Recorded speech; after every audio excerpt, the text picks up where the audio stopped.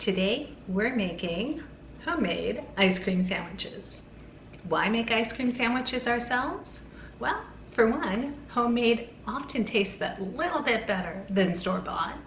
Two, this recipe actually isn't that difficult. It'll be a little messy to assemble, but the cookie itself is one bowl, takes a few minutes to mix up and only 15 minutes in the oven. Plus, my gluten-free and gluten-sensitive friends, it is great with a gluten-free flour blend. Just swap that in for the all-purpose flour and it'll bake up beautifully. For another reason, it is customizable. So, if you have a favorite flavor of ice cream, whether it's one you make yourself, something from the grocery store, or something from a local ice cream parlor, use it in this recipe. And hey, there are no rules. Use more than one kind of ice cream if you like. So let's get baking. Before we start mixing our ingredients, let's talk baking pans. I like to use for this recipe a half sheet pan. That is what a lot of us think of as the big cookie sheet. Those are the ones that measure 13 by 18 inches. If you have that in your kitchen, that's great for this recipe because all of the cookie dough will fit right on there. If you're quick with the math, you might have noticed that that's the same as two 9 by 13 dishes, casserole dishes or the like. You can definitely use two of those or use one and then just bake half the dough at a time. I have some suggestions in the comments for other sizes that might work. And of course, you can get that geometry brain going and go from there. We're looking for something in the ballpark of 234 square inches of cookie. Whatever we do with those pans, we're going to line them with some parchment paper. If you have it, that's going to make your life a lot easier when we assemble these cookies. If you don't have anything to line them with or don't have the parchment paper on hand, a silicone mat will work, or just grease the cookie sheet, and we'll just be a little bit careful when we put these together. All right, so now it is time to get started. I've got 2 sticks of butter in my bowl here. Don't worry about planning ahead and getting that room temperature because we're going to melt this until it is just barely melted. A few unmelted bits are okay because we're going to whisk that in together. We need it to be liquid, but we don't want it to get super hot because we're going to want this dough to cool back down as we mix it. All right, so be right back with some melted butter. My butter is melted. A couple of slightly unmelted bits in here, but that's okay. Give that a quick whisk and that'll all melt in. And now we're going to add to this a cup of granulated sugar. Let's throw this out. That comes out to 200 grams. And then we'll put in here about a 1/4 teaspoon of salt. I use kosher salt, so I'm dome this just a little bit. And we are going to whisk this in until it is thoroughly incorporated. And so when it is, and all of the butter is actually all the way mixed in, you'll notice it does thicken noticeably. Kind of looks all the way mixed, but it's sloshing around and there's a layer of butter on the top here. We're going to keep mixing. And now if you can kind of see, it's a little bit drier looking on the top and that bit a little bit thicker. Okay, kind of like a caramel. All right, to this we'll add 1 egg. If you happen to have this out ahead of time and at room temperature, great. If not, no big deal.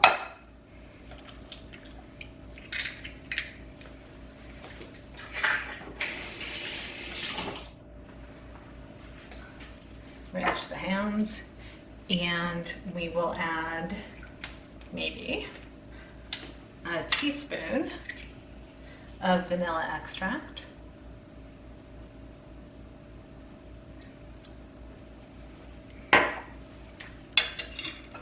Whisk that in until it's just incorporated.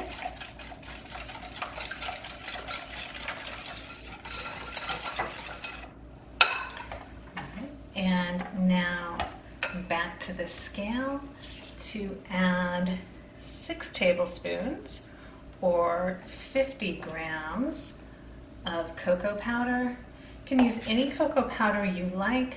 I am partial to Hershey's Special Dark. It has kind of that Oreo thing going on, which is especially welcome in an ice cream sandwich. And we will add as well a teaspoon of baking powder and kind of sprinkle that on here. And this we will mix for about, we'll mix it until the cocoa powder and the baking powder disappear into our butter mixture, and then we're going to keep mixing it a few more strokes. And that's just because we want to make sure that that baking powder is evenly distributed in our dough. So far so good. Now one last ingredient. We'll zero out our scale and add in all-purpose flour. And if you're going to make these gluten-free, you can go ahead and use a 1-to-1 gluten-free flour mix, and they will bake up beautifully. This will be a cup and a half of flour, whatever type of all-purpose flour it is you're using, which works out to about, well, less than that. That works out to about 185 grams. So let me correct here.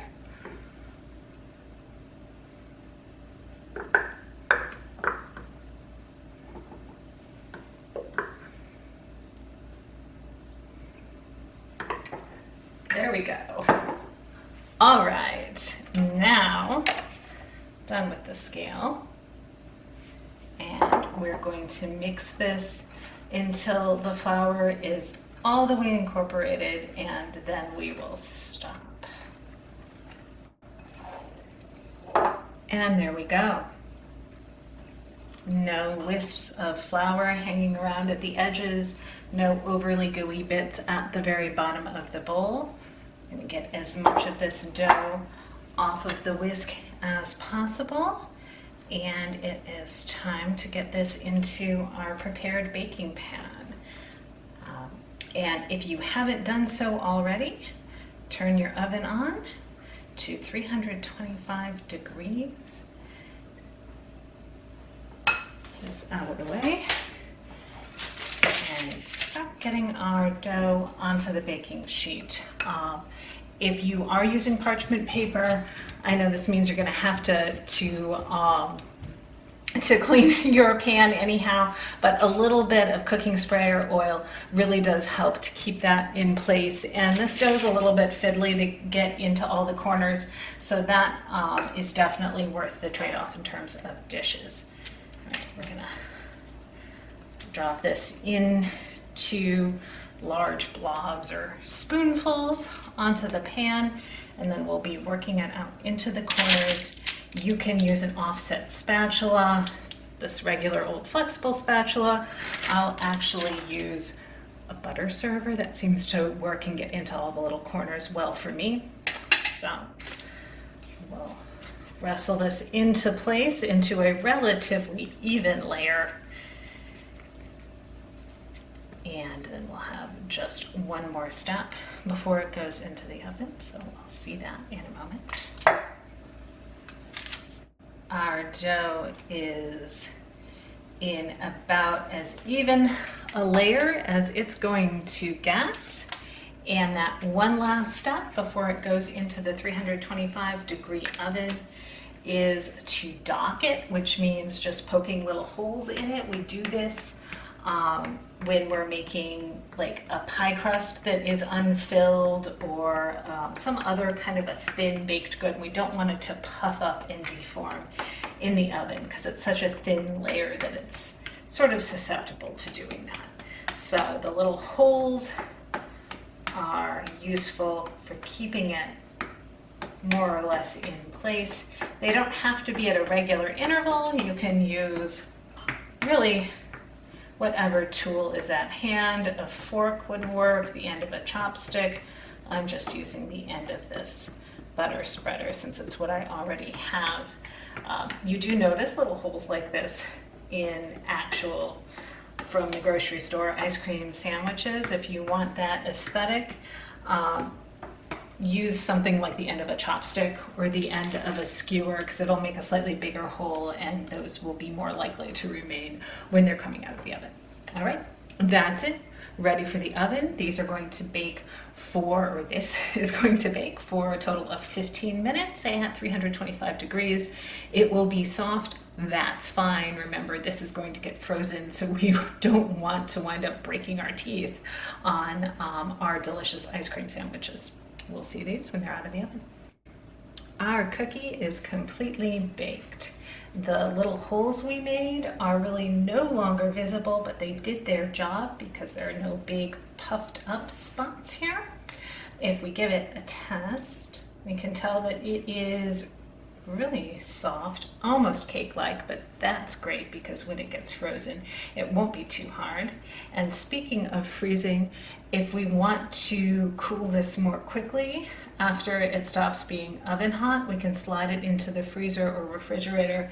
And as soon as this cookie is all the way cool, we get to fill it. So we'll be back for the thrilling conclusion. Our cookie is all the way cool. I did cheat a bit and slide that into the freezer for a few minutes. And speaking of the freezer, I grabbed a batch of homemade vanilla ice cream. Recipe for this one is on the channel as well. Depending on how hard your ice cream is frozen, you may want to take that out of the freezer for 10 to 15 minutes to let it soften up a bit and make all of this work a little bit easier to do.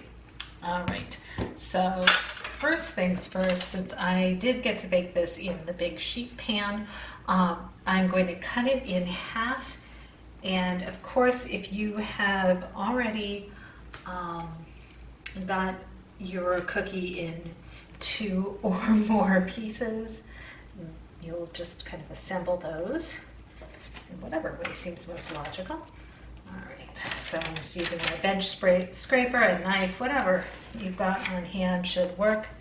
All right, and the parchment paper here is going to be useful because we're going to use it to transfer that cookie.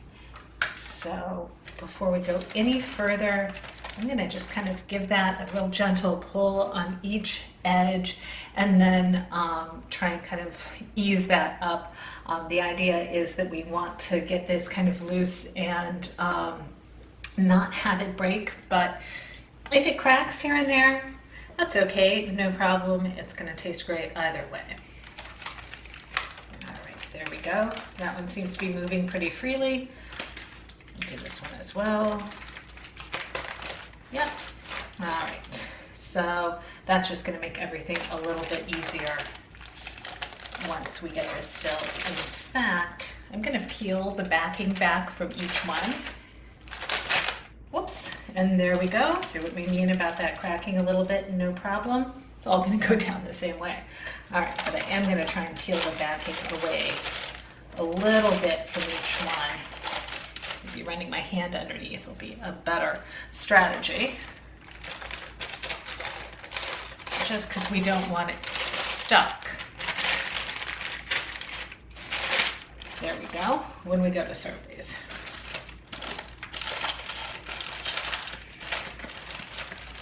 There we are. All right, so now we're going to put the ice cream onto the cookie, and here the amounts can vary widely. I will probably wind up using, see mine's nice and soft, it was freshly churned, so this is going to be relatively easy. I'm going to wind up using, probably about 4 cups of ice cream altogether. But again, this is going to depend a lot on your preference, your preferred ratio of cookie to ice cream. I'm one of those folks that likes the Oreo cookie more than the filling itself. And even though this ice cream is a lot tastier, in my opinion, than Oreo cookie filling, I'd still rather have more cookie in my ice cream sandwich than filling. So I'm gonna go with relatively small amount of ice cream to cookie. You can go as high as you want though with this, literally stack it nice and thick. And that might look like, say, 7 or 8 cups of ice cream altogether. So definitely up to you. You're making this yourself. That's part of what's great about it. So you can use as much ice cream as you want. No rules at this point. All right. Just a little bit more. And once I get this ice cream on this half of the cookie, I will smooth it out. These will be a lot easier to cut and eat if we have a pretty uniform layer of ice cream. All right, my ice cream is spread relatively evenly. If we don't get it all the way out to the edges, don't worry. As we flatten it out and cut it, that's gonna sort itself out. If you want to mix it up and use multiple kinds of ice cream, you can alternate scoops or do it in stripes, whatever you'd like. This would also be a cool time to add anything else in if you wanted brownie crumbles or fudge sauce or caramel, but we're going to keep this nice and simple today. And so now we're going to be glad that we loosened up this other half of the cookie when we did, because we're going to need to take it,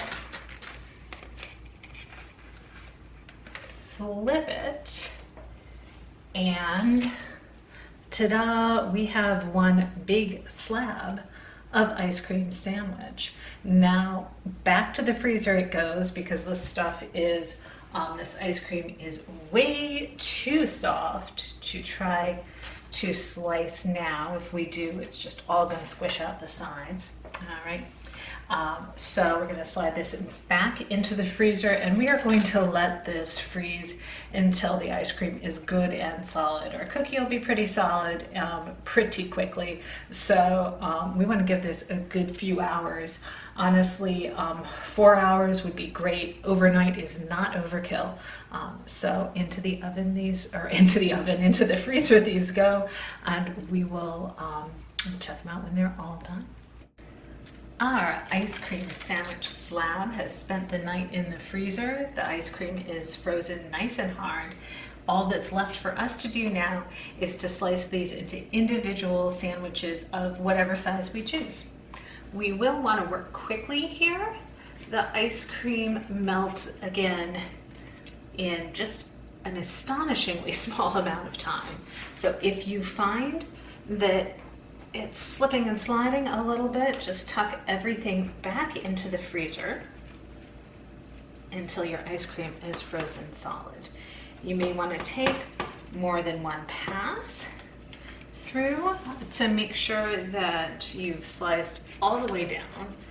And if your baking pan or tray or whatever you've frozen this on is not one you want to cut on, of course, transfer the whole slab to a cutting board. I'm just going to spin this around to get a clean cut on the other side. And then we'll work our way across like so.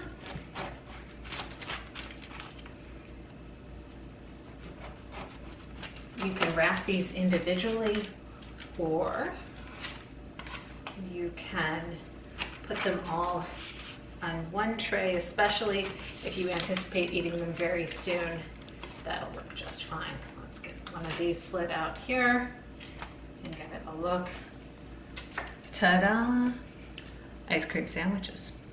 We hope you give these a try and you check back every Friday at 4 o'clock for a new recipe.